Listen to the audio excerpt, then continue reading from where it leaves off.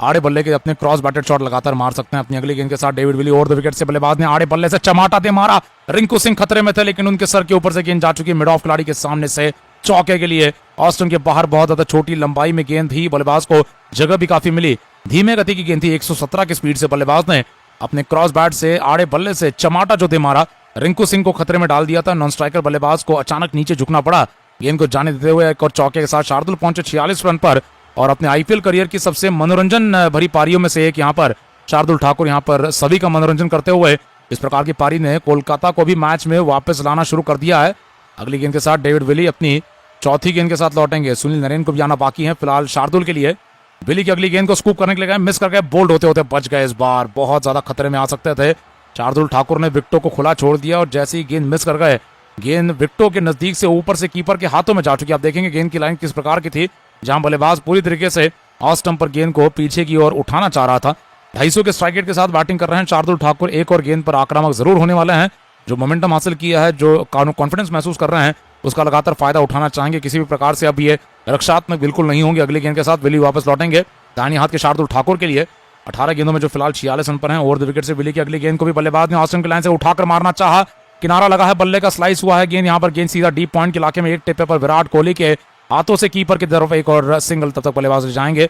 Austin के बहुत ज्यादा बाहर डाली गई गेंद को बल्लेबाज लॉफ्टेड तरीके से कवर्स पर से छक्का लगाना चाह रहे थे, लेकिन शायद यहाँ पर संपर्क इस प्रकार का नहीं हो पाया जहां पर छक्का मिल पाता। किनारे पर गेंद चली गई डीप पॉइंट पर सिंगल के लिए और स्कोर आगे बढ़कर कोलकाता नाइट राइडर्स का हो जाता हुआ 145 रनों का 5 विकेटों के नुकसान पर। आने के बाद से देखा था शार्दुल ठाकुर ने लगभग 19 गेंदों का सामना किया, लेकिन इसमें से केवल 3 डॉट हैं केवल। और पिछले कुछ समय से देखा जाए तो 4 ओवर हुए हैं और 52 रन बने। तो इस लगभग पार्टनरशिप की अगर बात कर ली जाए तो 4 सवा 4 ओवर में इस पार्टनरशिप ने बहुत ज्यादा आक्रमण तेजी से करते हुए अब बहुत ज्यादा मुश्किल में यहाँ पर डालना शुरू कर दिया है बंगलोर की टीम को। अगली गेंद रिंकू सिंह के लिए ऑस्टन के बाहर शॉर्ट ऑफ लेंथ गेंद बैकफुट पर पुल करने के लिए गए, मिस कर गए। धीमे गति की गेंद पर फंस गए हैं। जो कुछ समय पहले तक का जो कि देखा जाए अनुमानित स्कोर देखा जाए 150 के आसपास का था, अनुमानित स्कोर अब बढ़ते हुए 183 का हो चुका है। यहाँ पर अपने रन रेट को और बढ़ाती है तेजी से आखिरी पड़ाव में जाते हुए कोलकाता की टीम। तो अभी भी एक हल्का मौका है कि ये 200 रन तक को छू सकते हैं, लेकिन उसके लिए शार्दुल ठाकुर को इसी प्रकार की बैटिंग अंत तक जारी रखनी होगी और फिर सामने से दूसरी तरफ से भी रन बनते रहने होंगे। रिंकू सिंह सेट हो चुके हैं। अगली गेंद बहुत ज्यादा लेग स्टंप के बाउंसर के साथ कीपर के हाथ में पटकी हुई गेंद थी। मिडिल लेग स्टंप की लाइन से बल्लेबाज ने अंपायर को देखा है, स्वर लेग अंपायर की तरफ नजर घुमाते हुए वाइड का एक्स्ट्रा रन ले लिया है। पटकी हुई बाउंसर गेंद जो बल्लेबाज के सर के ऊपर से निकल गई। अंपायर ने अतिरिक्त रन के लिए हाथ खोले और अब आखिरी गेंद के साथ विली वापस लौटेंगे।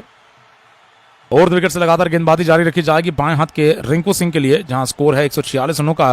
गेंदबाजी लेकर वापस लौटेंगे ओवर द विकेट से डेविड विली, जो फिलहाल अपने आखिरी गेंद के साथ बिना स्लिप के साथ दौड़ेंगे। बल्लेबाज ने गेंद को लेग स्टंप की लाइन से बैट पर से फ्लिक करना चाहा, बाहरी किनारा दे गए, शॉर्ट कवर पॉइंट पर गेंद जा चुकी है। एक और सिंगल के लिए बल्लेबाज क्रॉस कर चुके हैं। 16 ओवर के बाद 147 पर 5 कोलकाता नाइट राइडर्स का स्कोर बना रहेगा।